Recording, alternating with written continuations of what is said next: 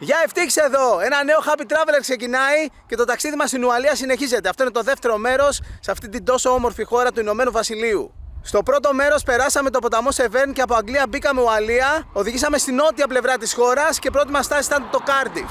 Και συνεχίσαμε σε κάποιες πανέμορφες τοποθεσίες, όπως η παραλία των Τριών Γκρεμών και η περιοχή Pembrokeshire, με την απίστευτα όμορφη ακτογραμμή, με τους εντυπωσιακούς κάθετους βράχους που χάνονται στη θάλασσα.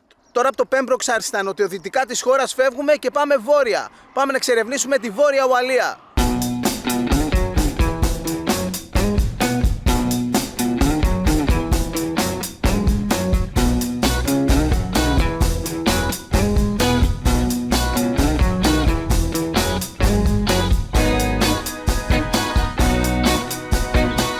Έτσι όπως οδηγούσαμε στον δρόμο πετύχαμε αυτό, είναι μια αγορά που λέγεται Car Boot Sale και είναι εδώ κάθε Κυριακή το καλοκαίρι. Car Boot σημαίνει πορπαγκάζ, δηλαδή είναι η αγορά του πορπαγκάζ. Έρχονται πολιτές με τα αυτοκίνητά τους και πουλάνε μέσα από το αυτοκίνητό τους διάφορα πράγματα.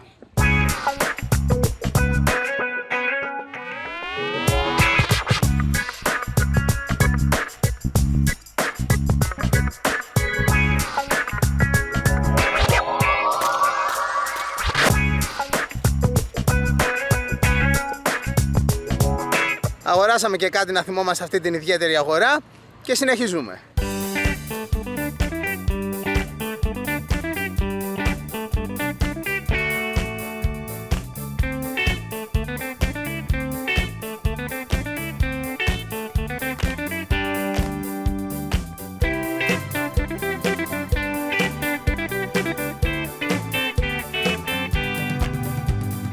Είμαστε πλέον στη δυτική ακτή της Ουαλίας και οδηγούμε βόρεια. Βασικά βγήκαμε λίγο από τον κεντρικό δρόμο, από τον αυτοκινητόδρομο, για να έρθουμε να δούμε κάτω την παραλία.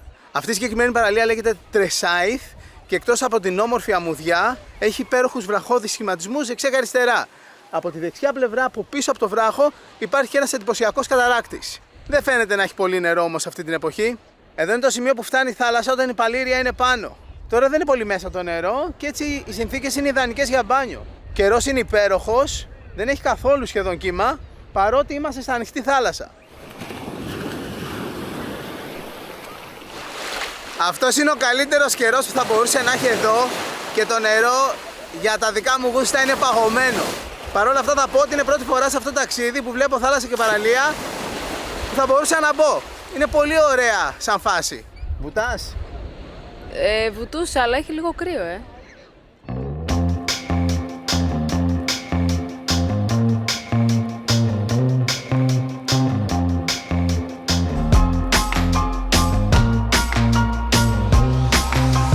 Ωραία, φεύγουμε τώρα από εδώ, μπαίνουμε πάλι στο αμάξι και συνεχίζουμε προς Βόρεια Ουαλία.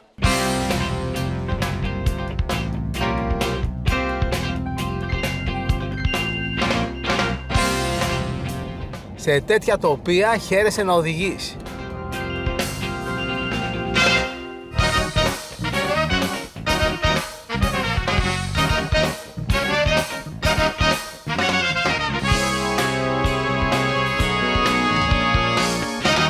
Αυτή είναι η λίμνη Τραουσφινίδ, βασικά Τραουσφινίδ. Η λίμνη αυτή έχει συνολική έκταση 4,8 τετραγωνικά χιλιόμετρα και αυτό την κάνει τη μεγαλύτερη λίμνη στην Ουαλία. Είναι όμως τεχνητή λίμνη, έχει φτιαχτεί με φράγμα. Η μεγαλύτερη φυσική λίμνη της χώρας είναι λίγο μικρότερη, λέγεται Μπάλα και έχει έκταση 4,5 τετραγωνικά χιλιόμετρα. Αυτά εκεί, τα πολύ ιδιαίτερα τεράστια κτίρια, είναι εργοστάσιο παραγωγής ηλεκτρικής ενέργειας. Είναι πυρηνικό εργοστάσιο, το οποίο χτίστηκε πριν από χρόνια, λειτουργήσε και τώρα είναι στα τελευταία του, δηλαδή έχουν αρχίσει σιγά σιγά να σταματούν να το λειτουργούν. Η λίμνη δημιουργήθηκε έτσι ώστε το νερό αυτό να χρησιμοποιείται για να ψύχουν τους αντιδραστήρες. Εμείς τώρα συνεχίζουμε ακόμα πιο βόρεια και σιγά σιγά θα μπούμε στην περιοχή της Νοντόνια.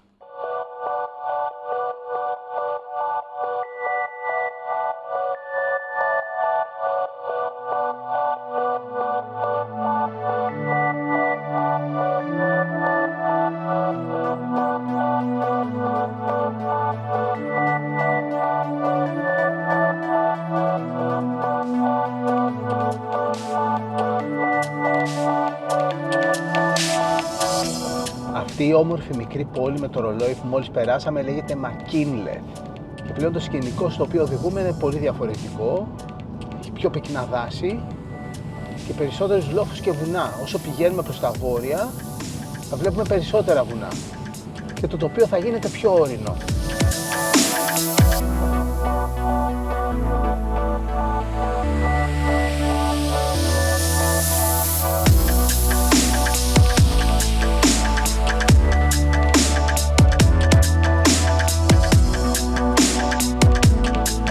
Φτάσαμε στην περιοχή Σνόουντόνια ή αλλιώς Ερίρι, το Εθνικό Πάρκο Ερίρι, στο οποίο είναι ένα σύμπλεγμα βουνών ή μάλλον μια οροσειρά που έχει τα ψηλότερα βουνά της Ουαλίας. Και οι 15 ψηλότερες κορυφές της χώρας, πάνω από 1000 μέτρα, βρίσκονται σε αυτή εδώ την περιοχή.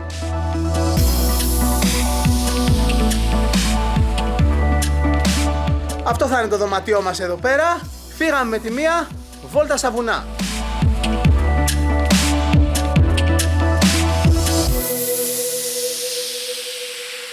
Λοιπόν, έχουμε έρθει εδώ πέρα στο κέντρο του Λαμπέρι, στο μικρό χωριό στο οποίο μένουμε και θα πάμε πάνω στην κορυφή του Σνόουντον, το ψηλότερο βουνό της Ουαλίας. Σας δείχνω εισιτήριο γιατί θα πάμε με τρένο. Έχει τρένο που φτάνει μέχρι την κορυφή. Υπάρχει και παραδοσιακό τρένο με ατμομηχανή που ανεβαίνει πάνω, αλλά εμείς θα πάμε με διζελοκινητήρα.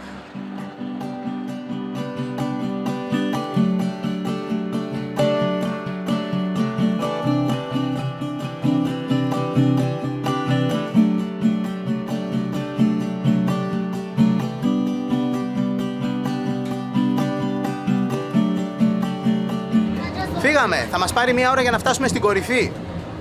Από τα 110 μέτρα υψόμετρο που είναι το χωριό Λαμπέρις, θα φτάσουμε στα 1085 που είναι η ψηλότερη κορυφή, εκεί που φτάνει το τρένο. Θα ανέβουμε δηλαδή περίπου 1000 μέτρα. Η γραμμή αυτή, που έχει συνολικό μήκος 7,6 χιλιόμετρα από το χωριό Λαμπέρις μέχρι την κορυφή, πρωτοκατασκευάστηκε το 1896. Δεν πάμε πολύ γρήγορα, αλλά η διαδρομή είναι πολύ απολαυστική, έχει υπέροχα τοπία και όσο πηγαίνουμε πιο πάνω γίνεται ακόμα καλύτερη. Εντάξει, η διαδρομή τα σπάει άνετα, μπαίνει στις 10 καλύτερες βόλτες στον κόσμο με τρένο. Και ακόμα πιο άνετα μπαίνει στις 5 καλύτερες σιδηροδρομικές βόλτες που έχουμε κάνει ποτέ με το Happy Traveler.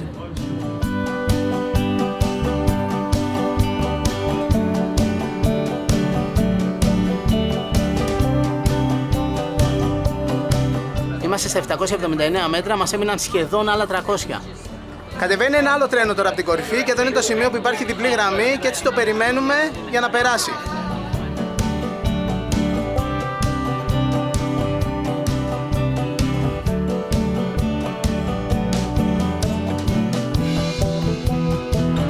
Φτάσαμε! Είμαστε στο σταθμό της κορυφής, λίγο πιο κάτω από την κορυφή του βουνού. Εντάξει, απίστευτο μέρος, η θέα είναι μαγεία και νομίζω ότι από την κορυφή θα είναι ακόμα καλύτερη. Πρόκειται για το πιο δημοφιλές βουνό σε όλο το Ηνωμένο Βασίλειο. Κάθε χρόνο περίπου 600.000 άτομα ανεβαίνουν εδώ και από αυτούς περίπου 150.000 ανεβαίνουν με το τρένο. Οι υπόλοιποι με τα πόδια. Έχει 6 πεζοπορικά μονοπάτια που φτάνουν μέχρι την κορυφή. Το πιο δημοφιλές είναι από το χωριό Λαμπέρις που πηγαίνει σχεδόν παράλληλα με τη γραμμή του τρένου. Έχει εδώ και μια πλάκα αφιερώμα στην Γκουελιάν. Ήταν πριγκίπισσα της Ουαλίας και έζησε στα τέλη του 13ου με 14ο αιώνα. Αυτή εδώ η κορυφή μαζί με το Scafell Pike, την ψηλότερη κορυφή της Αγγλίας, και το Ben Nevis, την ψηλότερη κορυφή της Σκωτίας, είναι οι 3 εθνικές κορυφές που γενικά αγαπάνε πάρα πολύ ορειβάτες να ανεβαίνουν. Είναι η δοκιμασία των 3 εθνικών κορυφών. Υπάρχουν 15 κορυφές πάνω από τα 1000 μέτρα σε αυτό εδώ το σύμπλεγμα βουνών, σε αυτή εδώ την οροσειρά, τη Σνόουντόνια. Γύρω γύρω βλέπουμε λίμνες, βλέπουμε και τα άλλα μονοπάτια που κατεβαίνουν από διάφορες πλευρές του βουνού και φυσικά βλέπουμε τις υπόλοιπες κορυφές. Από εκεί που είναι ο ήλιος φαίνεται η Ιρλανδική θάλασσα που είναι ανάμεσα σε Ουαλία και Ιρλανδία. Και απορώ τι κάνει τόσο μακριά από την ακτή ένας γλάρος εδώ πάνω. Έχει και ταμπελάκι εδώ πέρα με το υψόμετρο, 1085 μέτρα από την επιφάνεια της θάλασσας. Εδώ πάνω στην κορυφή έχει ένα κολονάκι που είναι σαν πυξίδα και έχει διάφορες κορυφές και βουνά σε όλη τη Μεγάλη Βρετανία.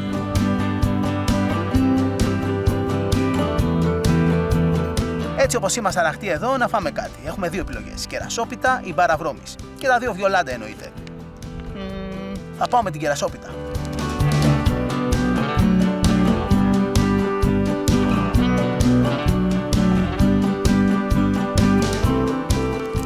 Είναι σαν μαλακό μπισκότο και η γέμιση τα σπάει.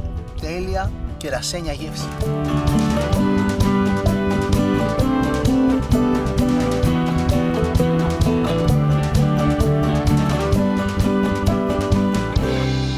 Φόρεσα φουτεράκι γιατί έχει λίγο ψύχρα Και πάμε εκεί πέρα που έχει αυτό το πολύ όμορφο σημείο που είναι σαν βατήρας, έτσι, και πρέπει να έχει τέλεια θέα για να βλέπεις από εκεί ωραία την κορυφή. Εντάξει, απίθανο μέρος. Κοιτάξτε πόσο όμορφες φαίνονται κάτω αυτές οι λίμνες. Πριν ξεκινήσουμε να κατεβαίνουμε κάτω με τα πόδια, πάμε να βγάλουμε την τελευταία επική φωτογραφία και πλάνο. Πάμε πάλι στην κορυφή.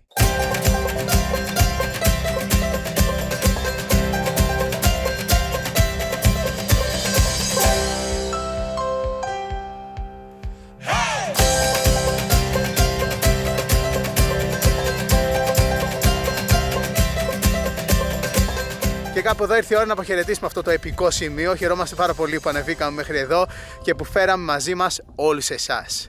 Γεια!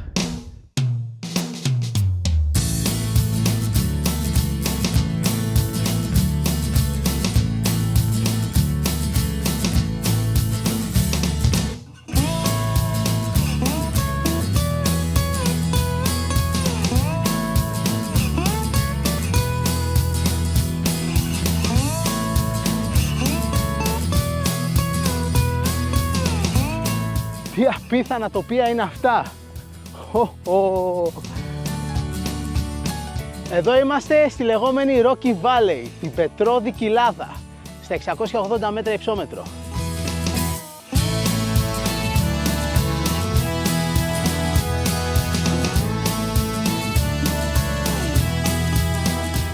Ξαναβγήκαμε στο κανονικό μονοπάτι.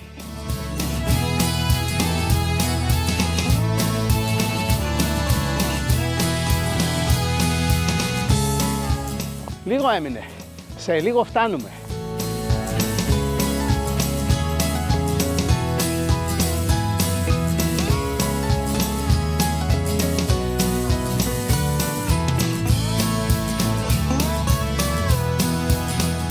Φάνηκε το χωριό. Τελική ευθεία. Επιστρέψαμε πίσω. Είμαστε στο ξενοδοχείο μας. Πάμε για ξεκούραση και τα λέμε το πρωί. Καληνύχτα!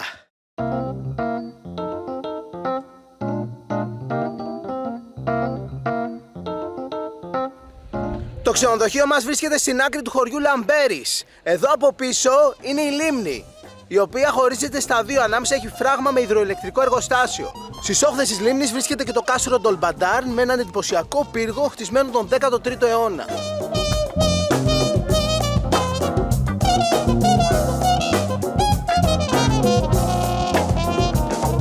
Αυτός είναι ο σταθμός του τρένου που ανεβαίνει στο βουνό. Από εδώ φύγαμε χθες και ανεβήκαμε στην κορυφή του Σνόουντον. Αυτή τη στιγμή φεύγει δρομολόγιο με παραδοσιακή ατμομηχανή. Κοιτάξτε καπνούς που βγάζει. Δρομολόγια τους καλοκαιρινούς μήνες έχει από τις 9 το πρωί ως τις 5 το απόγευμα.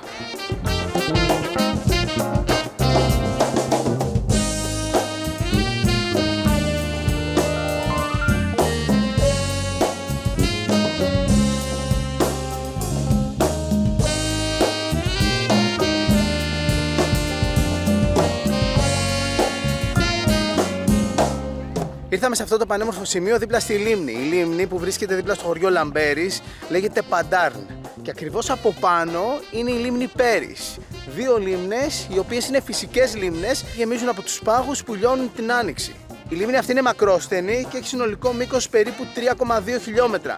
Ενώ η λίμνη Πέρις από πάνω είναι λίγο πιο μικρή, 2 χιλιόμετρα. Έχει πάπιες και κύκνους.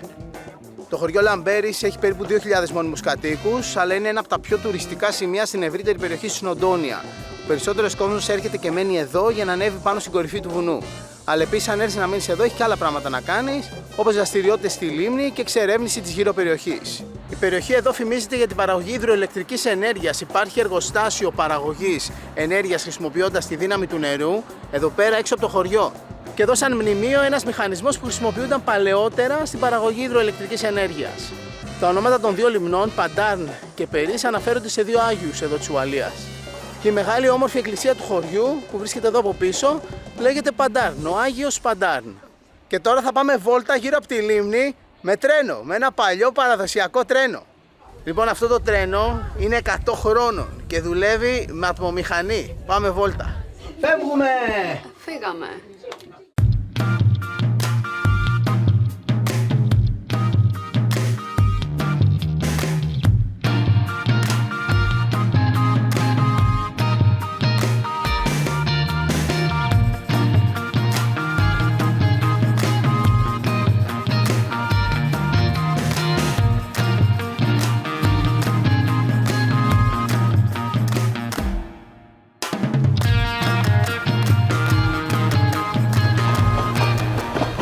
Οδηγούμε παράλληλα με τη βόρεια όχθη της λίμνης. Απέναντι φαίνεται το χωριό Λαμπέρης.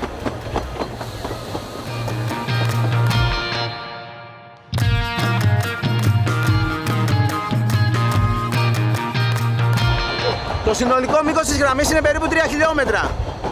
Επειδή η Snowdonia είναι πολύ δημοφιλής, τέτοια παραδοσιακά τρένα υπάρχουν σε διάφορα σημεία, μπορείς να μπεις και να κάνεις βόλτα.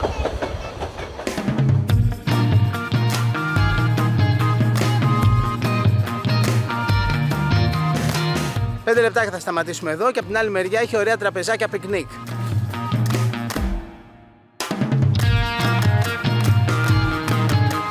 Ωραίο μέρος για άραγμα, με θέα τη λίμνη.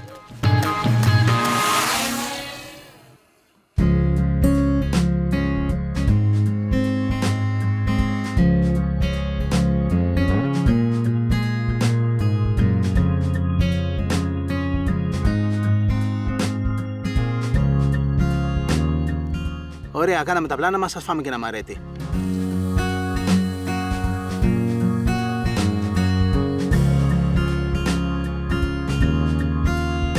Τι υπέροχα αυτά τα γοφρετάκια με γέμιση κρέμα κακάο. Φεύγουμε και από εδώ, επόμενη στάση στο μουσείο.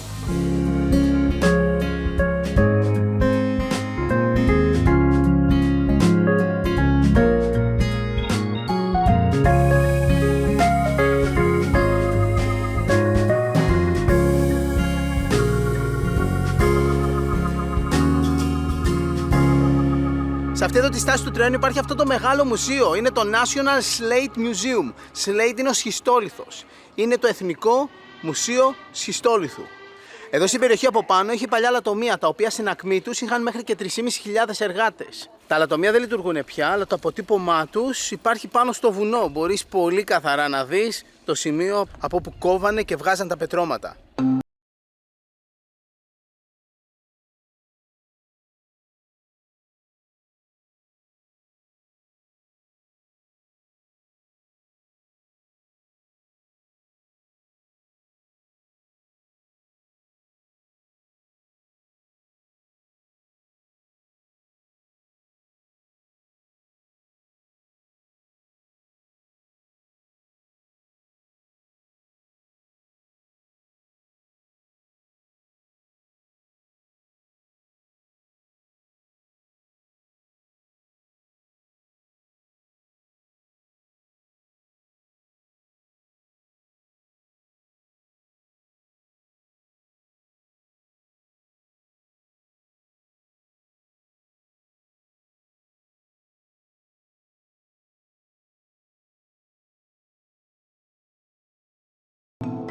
Εκεί είναι το μουσείο και δίπλα στο μουσείο, στο σταθμό του τρένου, υπάρχει καφέ.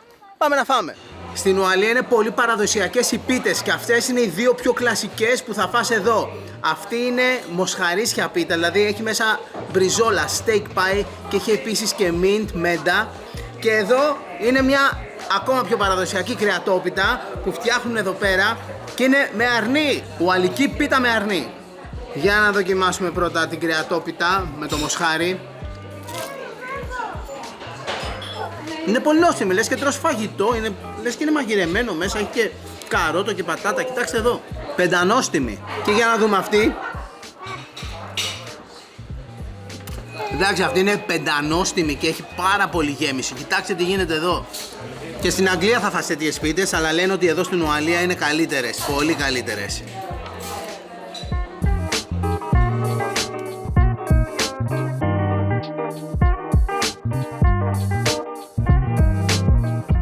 Εδώ πάνω από το σιδηροδρομικό σταθμό υπάρχει ένα κομμάτι των παλιών λατομείων και υπάρχει αυτός ο μηχανισμός σαν τελεφερίκ που χρησιμοποιούσαν παλιά με βαγόνια για να κατεβάζουν κάτω τα πετρώματα. Και από εδώ τα πετρώματα πάλι με βαγονάκια πηγαίναν στο εργοστάσιο που είναι τώρα το μουσείο για επεξεργασία. Το Λιαμπέρις Lake Railway, δηλαδή ο σιδηροδρομικός σταθμός της λίμνης στο Λιαμπέρις, πρωτολειτουργήσε έτσι τουριστικά το 1971, έχει κλείσει 50 χρόνια ζωής.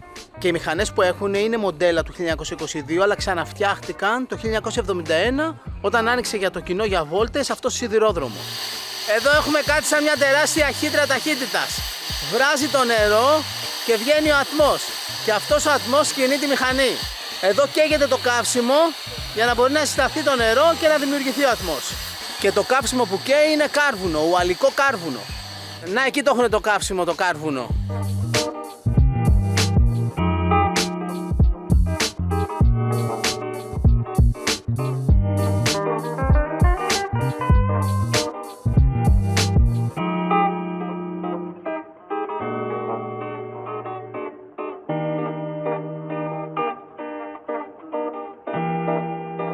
Επιστρέψαμε πίσω στο χωριό στο Λαμπέρις και πάμε με τη μία στο αυτοκίνητό μας να φύγουμε από εδώ.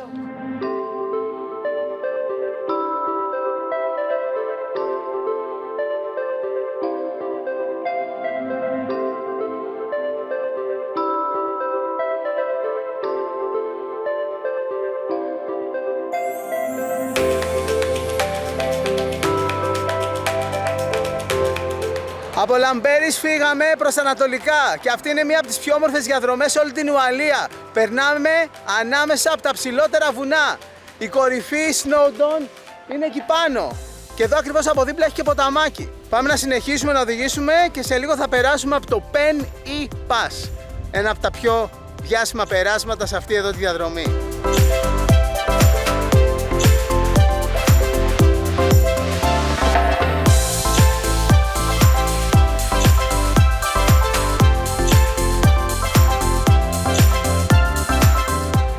Αυτό εδώ είναι το Pen E Pass, είναι το ψηλότερο σημείο του δρόμου. Εδώ υπάρχει μεγάλο πάρκινγκ γιατί έρχεται κόσμος εδώ, αφήνει το αυτοκίνητο και ανεβαίνει από εδώ στην κορυφή. Γιατί η κορυφή είναι εκεί πάνω. Κοιτάξτε, να η μύτη, το Snowdon. Από εδώ υπάρχει μονοπάτι που ανεβαίνει, είναι πιο απότομο αλλά πιο γρήγορο. Εμείς συνεχίζουμε, κατεβαίνουμε τώρα από την άλλη μεριά.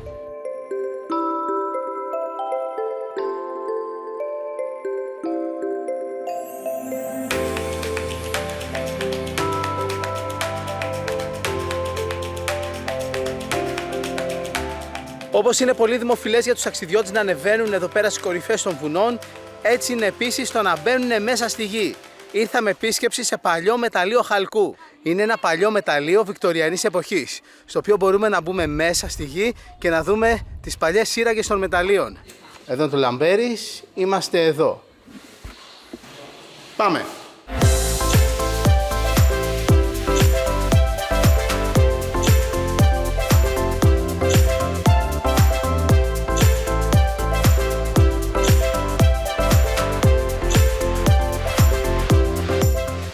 Αυτή είναι η είσοδος του ορυχείου. Καθώς μπαίνεις μέσα, σου έρχεται μία υπερψύχρα.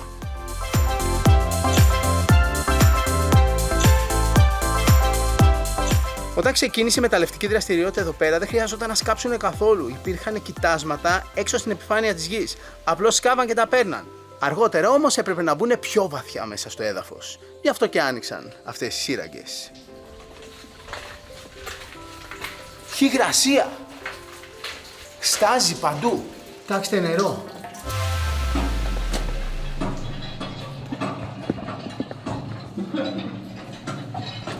Ακούγονται ήχοι από ηχεία. Οι ήχοι που κάνανε οι μεταλλορύχοι όταν δουλεύανε εδώ μέσα. Όταν είχαν φτάσει εδώ πέρα και είχε τελειώσει ο χαλκός, άρχισαν να σκάβουν ακόμα πιο χαμηλά και φέρναν από πιο κάτω τα μεταλλεύματα χρησιμοποιώντας αυτούς τους γερανούς που μοιάζουν με πηγάδια. Το νερό όμως τώρα έχει πλημμυρίσει τα κάτω επίπεδα του μεταλλείου. Έχει και σταλακτίτες και σταλαγμίτες, αλλά δεν είναι πολύ μεγάλοι, είναι νεαροί. Δημιουργήθηκαν τα τελευταία περίπου 100 χρόνια από τότε που εγκαταλείφθηκε το μεταλλείο. Φυσικά σπήλαια εδώ πέρα δεν υπήρχαν. Ό,τι βλέπουμε όπου περπατάμε ήταν σύραγγες που είχαν ανοίξει για τις ανάγκες των μεταλλείων. Αυτό το μεταλλείο ξεκίνησε να λειτουργεί το 1840. Τότε άνοιξαν όλες αυτές τις σπηλιές. Και όλη η δουλειά έγινε με κεριά και με εργαλεία στο χέρι. Τα πάντα γινόντουσαν με τσάπες, σφυριά, φτιάρια και τέτοια τρενάκια. Η ακριβής ημερομηνία που εγκαταλείφθηκε αυτό το μεταλλείο ήταν το 1903, πριν από περίπου 120 χρόνια. Από το σημείο που είμαστε τώρα από πάνω υπάρχουν 270 μέτρα βράχου μέχρι την επιφάνεια της γης. Και από κάτω το μεταλλείο συνεχίζει για άλλα 45 μέτρα. Έχει και αυτόματη ξενάγηση.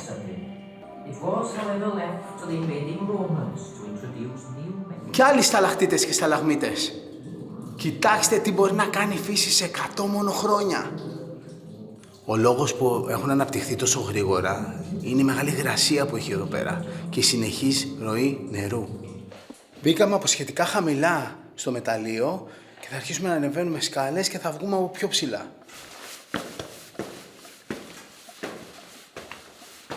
Όλα αυτά τα βουνά της Συνοντόνια, όλοι αυτοί οι βραχώδεις όγκοι εκτός και εντός της γης, δημιουργήθηκαν από ηφαιστειακή δραστηριότητα πριν από εκατομμύρια χρόνια. Και σε αυτή την ηφαιστειακή δραστηριότητα οφείλεται το πλούσιο υπέδαφος της περιοχής. Εκτός από ορυχεία χαλκού εδώ στην περιοχή, υπήρχαν και ορυχεία χρυσού. Οι συνθήκες κάτω από τις οποίες δούλευαν οι εργάτες εδώ ήταν πάρα πολύ δύσκολες και πολύ επίπονες. Να φανταστείτε το μέσο όρο ζωής ενός εργάτη μεταλλείου ήταν τα 40 χρόνια, δηλαδή υπήρχε τόσο μεγάλη καταπώνηση του οργανισμού που απλά το σώμα μετά από ένα σημείο δεν άντεχε. Σε αυτό σίγουρα έπαιζε ρόλο και η κακή υγιεινή εδώ πέρα στο τι έχει να κάνει με τον αέρα. Αν είσαι για ώρες κάτω από τη γη, χωρίς φως, αυτό επηρεάζει πάρα πολύ τον οργανισμό σου. Και το τρελό είναι πόσα λεφτά έπαιρναν. Ο κάθε εργάτης έβγαζε από αυτή τη δουλειά 24 λίρες Αγγλίας το χρόνο. 24 λίρες, που είναι τώρα 30 ευρώ. Αλλά φυσικά εκείνη την εποχή άλλες ήταν οι τιμές, άλλα πράγματα αγόραζε με αυτά τα λεφτά, αλλά και πάλι ήταν πολύ λίγα για να τα βγάζεις ολόκληρο χρόνο δουλεύοντας κάτω από τη γη. Ο Γενικός Διευθυντής του Μεταλλείου, που είχε όλη την ευθύνη της καλής λειτουργίας, έπαιρνε 150 λίρες το χρόνο. Και δουλεύαν 10 ώρες την ημέρα, 6 μέρες την εβδομάδα, χωρίς καθόλου διακοπές. Οι μόνες διακοπές ήταν μία μέρα το χρόνο τα Χριστούγεννα. Εκείνη τη βικτωριανή εποχή που δουλεύαν τα μεταλλεία, δεν δουλεύαν μόνο άντρες εδώ, αλλά και γυναίκες και παιδιά. Από 7 χρονών και πάνω υπήρχαν παιδιά εδώ πέρα που δουλεύανε. Οι άντρες σπάγαν τους μεγάλους βράχους, μετά τους ξανακόβανε σε λίγο μικρότερα κομμάτια. Αυτά τα μικρότερα κομμάτια τα παιδιά τα μεταφέρανε στις γυναίκες. Οι γυναίκες με ένα σφυρί τα σπάγανε σε ακόμα πιο μικρά, μπορούσε να γίνει πιο εύκολη διαλογή των καλών κοιτασμάτων, των καλών κομματιών και μετά αυτά να πάνε για επεξεργασία για λιώσιμο. Εδώ ήταν το πιο παραγωγικό σημείο όλου του μεταλλείου. Γι' αυτό έχουν σκάψει πολύ περισσότερο και γι' αυτό το λόγο βλέπουμε ακόμα στους βράχους τις φλέβες των διάφορων μετάλλων. Ο χαλκός εδώ είναι πεντακάθαρα ορατός.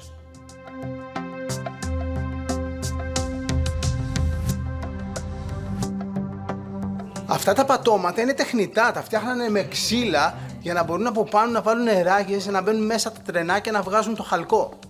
Και τώρα πάμε προς την έξοδο.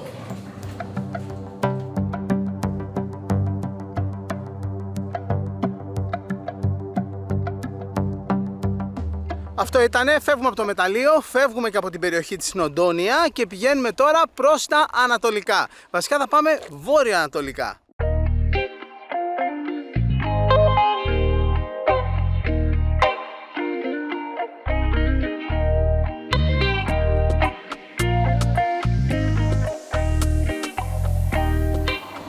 Είμαστε ακόμα στα όρια του Εθνικού Πάρκου Συνοντόνια και ήρθαμε να δούμε καταράκτες. Γενικά στην Ουαλία έχει πολλούς καταράκτες επειδή είναι μια χώρα με πολλά νερά. Οι συγκεκριμένοι καταράκτες λέγονται Swallow Falls.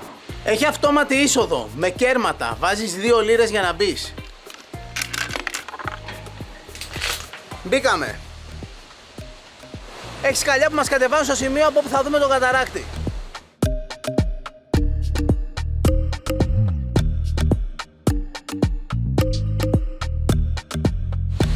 Νάτος ο καταράκτης! Εντάξει, πολύ εντυπωσιακός. Και κάποιες ενδιαφέρουσες πληροφορίες σχετικά με αυτό το καταράκτη. Κάπου το 1899 σκέφτηκαν ότι θα μπορούσαν να το χρησιμοποιήσουν για παραγωγή ενέργειας. Αυτό όμως που έγινε ήταν το 1913 να βάλουν εισιτήριο για τους επισκέπτες, έτσι ώστε εδώ η τοπική κοινότητα να αρχίσει να βγάζει κάποια έσοδα για να πληρώσει ένα δάνειο που είχε για κατασκευές υποδομών στο χωριό. Από το 1930 αυτός ο καταράκτης είχε γίνει ένα από τα πιο δημοφιλή τουριστικά αξιοθέατα σε όλη την Ουαλία. Ο καταράκτης είναι πολυεπίπεδος και το συνολικό του ύψος είναι 42 μέτρα. Είδαμε τον καταράκτη από ψηλά, πάμε να τον δούμε και από χαμηλά. Έχει σκαλοπάτια που πηγαίνουν στο κάτω επίπεδο.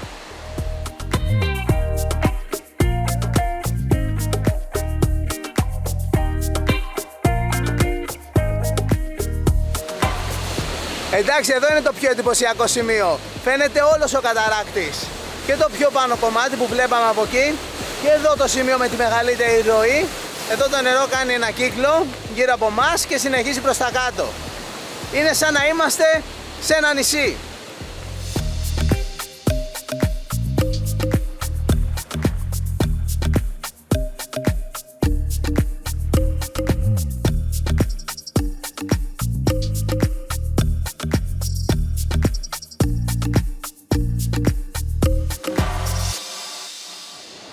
Φτάσαμε λίγο πιο κάτω στο ίδιο ποτάμι, σε ένα μικρό χωριό που λέγεται Pont y Pech. Και εδώ υπάρχει μια πάρα πολύ όμορφη πέτρινη παλιά γέφυρα πάνω από το ποτάμι και από κάτω σχηματίζονται διάφοροι μικροί καταράκτες. Και εδώ πολλοί κόσμος το καλοκαίρι κάνει μπάνιο.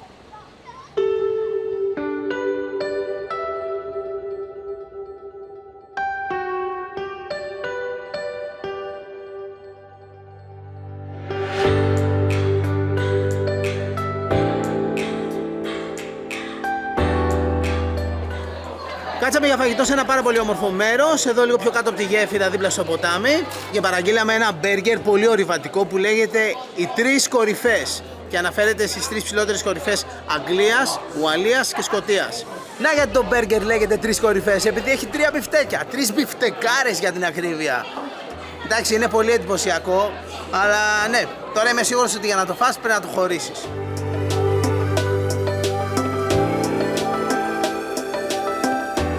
Το έκανα μονό. Είναι επικό, ό,τι πρέπει για μετά από μια μεγάλη μέρα στο βουνό. Και το μπιφτέκι είναι 100% ουαλικό βοδινό. Πήραμε και ένα κοτοπουλάκι απλό, ό,τι πρέπει για τα παιδιά. Πήραμε και ένα σολομό, ο οποίος είναι έτσι λίγο ωραία τοποθετημένος πάνω σε noodles. Και μια έτσι την έλεγε σούπερ σαλάτα.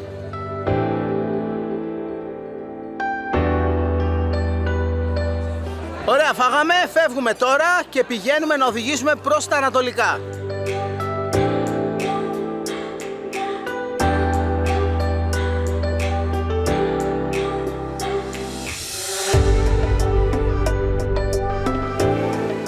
Κάνουμε μια τελευταία στάση εντός Σνοντόνια, να δούμε μια τελευταία φορά έτσι το ποτάμι από κοντά. Γιατί μετά θα ξεκινήσουμε να πηγαίνουμε ανατολικά, να πάμε στο μέρος που θα μείνουμε απόψε.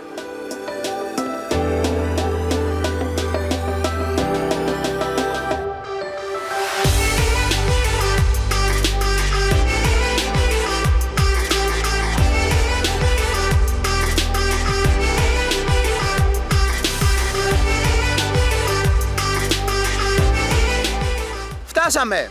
Είμαστε στο μέρος που θα μείνουμε απόψε, στη βορειοανατολική Ουαλία, σχεδόν στα σύνορα Αγγλίας-Ουαλίας. Εδώ θα μείνουμε απόψε και αύριο θα εξερευνήσουμε την περιοχή. Πώς λέγεται το ξενοδοχείο μας? Το ξενοδοχείο λέγεται Χέρι. Han Hotel. Είναι 400 χρόνων ξενοδοχείο. Τώρα έχω πορεία να δω πώς είναι και από μέσα. Να είμαστε, εδώ θα μείνουμε απόψε σε ένα ωραίο τετράκλινο δωμάτιο. Έχουμε ένα μονοκρεβάτι, δεύτερο μονοκρεβάτι και ένα διπλό κρεβάτι. Ό,τι πρέπει για μια τετραμελή οικογένεια. Αυτό το δωμάτιο ήταν ένα από τα πιο οικονομικά σε αυτό το ταξίδι μας. Κόστησε 87 λίρες που ήταν περίπου 100-110 ευρώ. Και αυτό είναι το μπάνιο. Παρότι είμαστε σε ένα πολύ παλιό βρετανικό κτίριο, η ντουζιέρα κανονική, πάλι καλά. Λοιπόν, αυτά για σήμερα, πάμε για ξεκούραση, τα λέμε το πρωί. Καληνύχτα! Καλημέρα! Σήμερα είναι η τελευταία μας μέρα στην Ουαλία. Είμαστε στη μικρή πόλη Τσίρκ, η οποία έχει περίπου 4.500 κατοίκους και βρίσκεται 10 λεπτά νότια από τη Ρέξχαμ.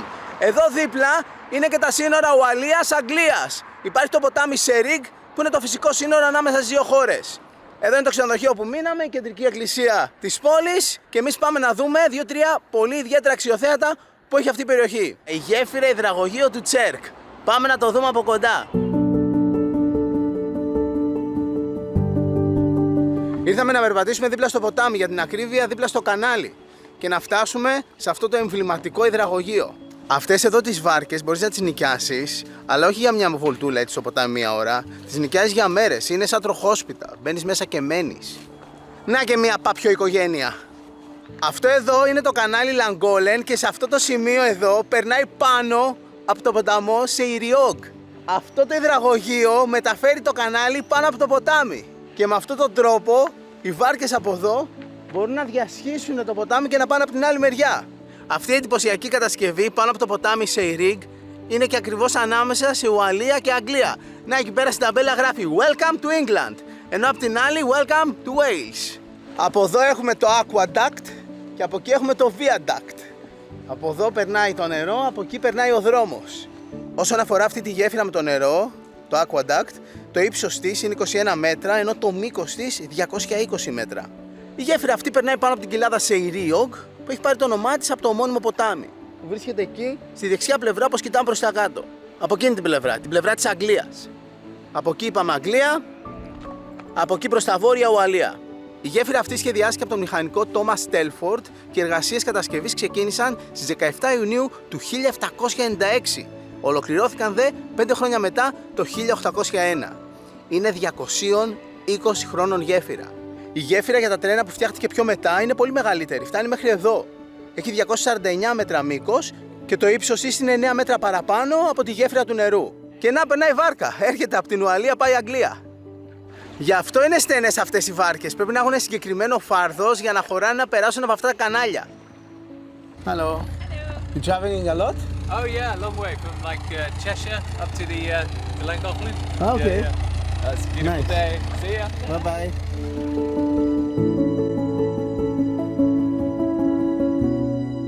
Και φτάσαμε στην άλλη πλευρά, στην πλευρά της Ουαλίας. Και το κανάλι συνεχίζει μέσα σε τούνελ που περνάει κάτω από το δρόμο.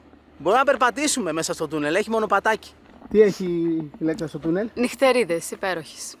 Το τούνελ πάει πολύ μέσα, κανένα μισό χιλιόμετρο, όχι απλά κάτω από έναν δρόμο. Η κατασκευή είναι όλη πέτρινη, αλλά κάτω από το νερό υπάρχει ένα λεπτό στρώμα σιδήρου για να το συγκρατεί. Δεξιά και αριστερά υπάρχει επένδυση με ξύλο, έτσι ώστε όταν περνάνε οι βάρκες, όταν ακουμπάνε λιγάκι, να μην παθαίνουν κάποια ζημιά. Τέλειο μέρος, σίγουρα ένα από τα πιο εμβληματικά αξιοθέατα του Τσίρκ. Αλλά υπάρχει κι άλλο ένα. Εκεί πάμε τώρα, στο κάστρο του Τσίρκ.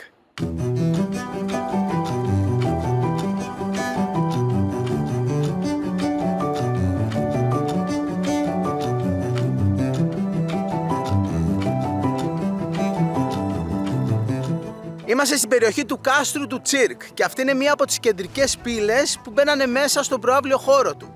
Είναι η πύλη που ένωνε το κάστρο με την πόλη Τσίρκ, είναι από αυτή τη μεριά. Έχει και εδώ πάνω από την πύλη ένα χέρι, σαν αυτό της οικογένειας Άνταμς, σαν το ξενοδοχείο που μείναμε χθες. Αυτό εδώ είναι το κάστρο του Τσίρκ, το εμβληματικό αυτό κάστρο, το οποίο είναι χτισμένο στην κορυφή ενός λόφου σε μια τεράστια έκταση 10.000 στρεμμάτων. Το κάστρο του Τσίρκ χτίστηκε στα τέλη του 13ου αιώνα από τον Σερ Ρότζερ Μορτιμέρ και για 300 και βάλε χρόνια ήταν το συνοριακό οχυρό ανάμεσα σε Ουαλία και Αγγλία. Το 1595 το κάστρο αγοράστηκε από τον Σερ Τόμας Μίτλετον και για σχεδόν 400 χρόνια έμεινε στην κατοχή της οικογένειάς του. Και έτσι όπως θα το δούμε σήμερα, είναι όπως ήταν όταν ζούσε η οικογένεια Μίτλετον σε αυτό εδώ το παλάτι. Ο Σερ Τόμας Μίτλετον, που αγόρασε το κάστρο το 1595, ήταν ένας επιχειρηματίας της εποχής που έκανε την περιουσία του με το εμπόριο ζάχαρης. Και χάρη στη μεγάλη του οικονομική επιφάνεια, είχε και επιρροή στα πολιτικά θέματα της εποχής. Από το 1911 στο 1946 εδώ έμειναν ο Λόρδος και η Lady Howard de Walden, οι οποίοι άφησαν το δικό τους σημάδι στο κάστρο. Το 1946 επέστρεψαν στο κάστρο για να μείνουν δύο μέλη της οικογένειας Μίτλετον, ο Colonel Ririt και η Lady Margaret Μίτλετον, οι οποίοι άνοιξαν και το κάστρο στο κοινό, ώστε να μπορεί ο κόσμος να έρχεται να το βλέπει και μέσα. Το 1981, 385 χρόνια αφότου η οικογένεια Μίτλετον το αγόρασε, το κάστρο πέρασε στην ιδιοκτησία της National Trust. Η National Trust είναι ένας σαν δημόσιος φορέας, ο οποίος διαχειρίζεται περίπου 500 αξιοθέατα σε όλο το Ηνωμένο Βασίλειο. Οι πολίτες μπορούν να γίνουν μέλη στη National Trust και σε αυτά τα αξιοθέατα να μπαίνουν δωρεάν. Εμείς, σαν επισκέπτες, πληρώσαμε 16 λίρες το άτομο οι ενήλικες και τα παιδιά κάτω από 5 δωρεάν. Πάμε τώρα στο πιο εντυπωσιακό εσωτερικό σημείο του κάστρου, στον πύργο του Άνταμ, Adam's Tower. Πάμε τώρα κάτω στο dungeon, στο υπόγειο, στο κατόγι. Αυτό είναι το βαθύτερο υπόγειο του κάστρου που χρησιμοποιήθηκε σαν φυλακή. Το φως που μπαίνει από αυτά τα στενά παράθυρα είναι ελάχιστο και έχει ιδιαίτερη υγρασία και ψύχρα εδώ πέρα. Όχι καλύτερες συνθήκες για να είσαι φυλακισμένος.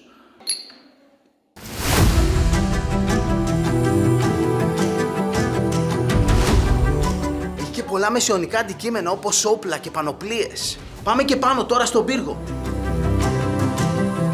Βασικά έχει διάφορους ορόφους με διαφορετικά δωμάτια. Έχει και πλαστικά φαγητά για να μπορείς να δεις περίπου τι τρώγανε εκείνη την εποχή. Αυτό πρέπει να είναι πάπια, εκείνο εκεί κανένα κατσίκι και εδώ η κλασική ουαλική πίτα, η κρεατόπιτα. Εδώ είναι όλη η ιστορική αναδρομή από όταν χτίστηκε το κάστρο το 1295 μέχρι την ημερομηνία που έγινε ιδιωτικό το 1595 όταν το αγόρασε η οικογένεια Μίτλετον. Γράφει εδώ και πόσο αγόρασε το κάστρο εκείνη την εποχή. Το αγόρασε 5.000 λίρες. Δηλαδή κάπου 6-7 χιλιάδες ευρώ. Αν τον 17ο αιώνα ήσουν ιδιοκτήτης αυτού του κάστρου, αυτά τα ρούχα θα φορούσες. Ήρθαμε τώρα στην άλλη πλευρά του κάστρου που έχει τα δωμάτια που είναι διαμορφωμένα έτσι όπως ήταν την εποχή που ζούσε εδώ η οικογένεια Μίτλετον.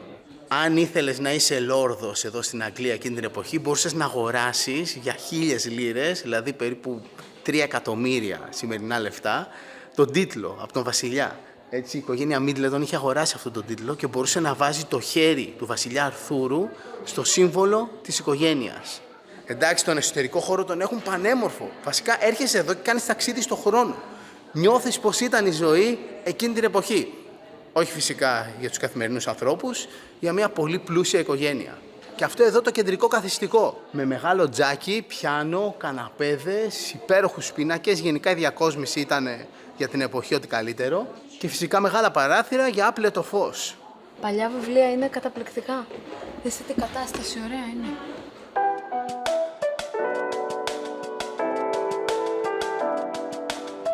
Αυτό το δωμάτιο είναι μεγάλο σαν γήπεδο μπάσκετ. Κοιτάξτε εδώ. Σε αυτό εδώ το δωμάτιο έχει ένα παλιό πιάνο και εδώ μια εφημερίδα με ημερομηνία 12 Σεπτεμβρίου του 1913.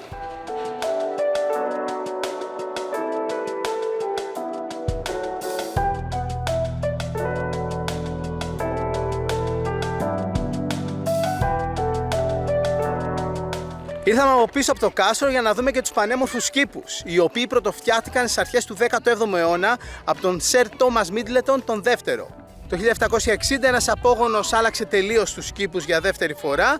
Κατά τη διάρκεια του Δευτέρου Παγκοσμίου Πολέμου αυτοί οι κήποι εγκαταλείφθηκαν τελείως και μετά τον πόλεμο, όταν ξαναπήρε το κάστρο απόγονος οικογένειας, η Lady Margaret Middleton, ξαναδιαμόρφωσε τους κήπους από την αρχή. Για τρίτη φορά. Αυτό ήτανε. Φεύγουμε από το κάστρο. Γεια!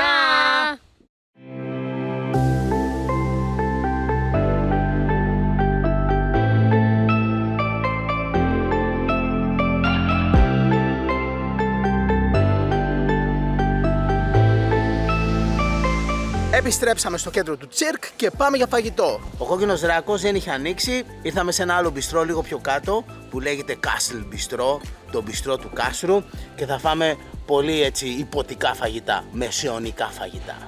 Πήραμε ένα κλασικό fish and chips με haddock και πήραμε και ένα κοτόπουλο σορέντο με κόκκινη σάλτσα, ιταλική συνταγή. Αγαπάνε πάρα πολύ την ιταλική κουζίνα εδώ στην Αγγλία. Και αυτό εδώ είναι πολύ παραδοσιακό πιάτο, όχι μόνο στην Ουαλία, γενικότερα στη Μεγάλη Βρετανία και το Ηνωμένο Βασίλειο.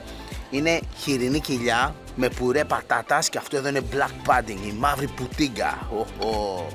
Ορίστε, ποιος λέει ότι η βρετανική κουζίνα δεν υπάρχει? Ορίστε εδώ, κοιτάξτε φαγητάρα.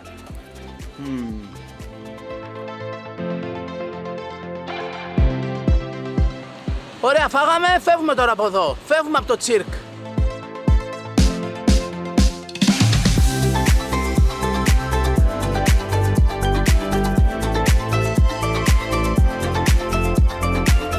Λίγο πιο βόρεια από το τσίρκ υπάρχει άλλο ένα εντυπωσιακό υδραγωγείο σαν αυτό που είδαμε το πρωί. Και αυτό είναι ακόμα μεγαλύτερο.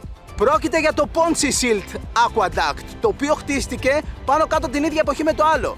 Ξεκίνησε το 1795 και χρειάστηκε 10 χρόνια για να γίνει. Ολοκληρώθηκε το 1805.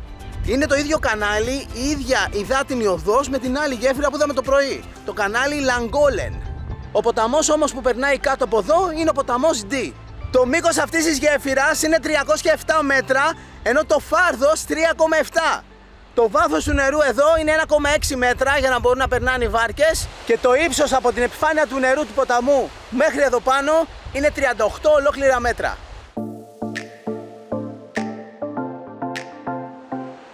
Περνάει μια ομάδα με κανό. Μπορείς να το κάνεις σαν δραστηριότητα αυτό, να κάνεις βόλτα στο κανάλι με κανό.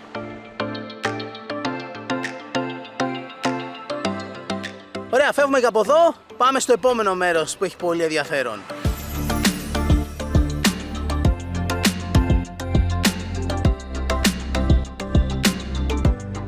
Είμαστε σε μια πανέμορφη τοποθεσία κοντά στην πόλη Llangollen και ήρθαμε να δούμε το κάστρο Dinas Bran. Πάμε να ανέβουμε.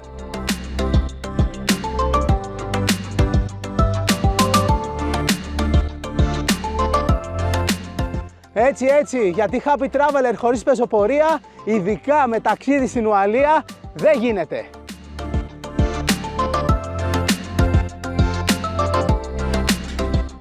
πόρτες για να μην φεύγουν τα προβατάκια και σχεδόν φτάσαμε στην κορυφή του λόφου όπου βρίσκεται το κάστρο. Φτάσαμε στην κορυφή, φτάσαμε στο κάστρο. Wow, τι μέρος είναι αυτό! Αυτό λοιπόν είναι το κάστρο Dinas Bran, το οποίο χτίστηκε κάπου το 1260 από τον τότε πρίγκιπα της περιοχής Gruffydd Maelor τον δεύτερο. Το κάστρο αυτό χτίστηκε στο σημείο που προϋπήρχαν οχυρά, κάποια από τα οποία λέγεται ότι ήταν από την εποχή του Σιδήρου. Και ενώ αυτό το κάστρο χτίστηκε τον 13ο αιώνα από την πανέμορφη αυτή τοπική πέτρα, το 14ο αιώνα, σχεδόν 100 χρόνια μετά, εγκαταλείφθηκε τελείως. Από τότε μέχρι σήμερα δεν ξαναχρησιμοποιήθηκε, γι' αυτό δεν ανακαινίστηκε ποτέ και γι' αυτό είναι σε αυτή την πολύ ιδιαίτερη κατάσταση. Δεν ξέρω για εσάς, αλλά είμαι από αυτούς που λένε ωραία τα οχυρά που έχουν ανακαινιστεί και έχουν ξαναφτιαχτεί και τα βλέπεις όπως ήταν τότε, αλλά ωραία και αυτά τα οχυρά τα οποία δεν τα έχει πειράξει καθόλου ο άνθρωπος και έχουν μείνει όπως ήταν τότε, απλώς με το πέρασμα του χρόνου καταστράφηκαν κάπως. Ένα τέτοιο μέρος είναι πιο ατμοσφαιρικό, ένα τέτοιο μέρος είναι πολύ πιο επικό.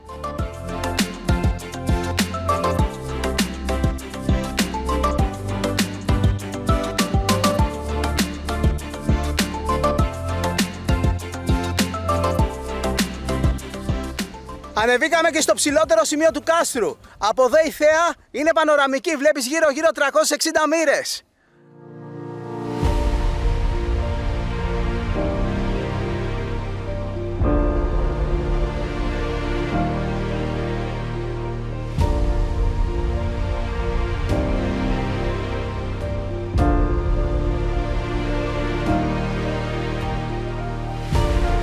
Και κάπως έτσι λοιπόν ήρθε η ώρα να ολοκληρώσουμε το Happy Traveler αφιέρωμά μας στην Ουαλία. Εμείς θα συνεχίσουμε το ταξίδι μας και σε κάποια άλλα μέρη του Ηνωμένου Βασιλείου που θα δείτε σε επόμενα Happy Traveler αυτή τη σεζόν. Για την ώρα όμως σας χαιρετάμε, να είστε καλά, φιλιά πολλά και να θυμάστε ότι η πιο σημαντική αποσκευή σε κάθε ταξίδι είναι η καλή μας διάθεση. Γεια!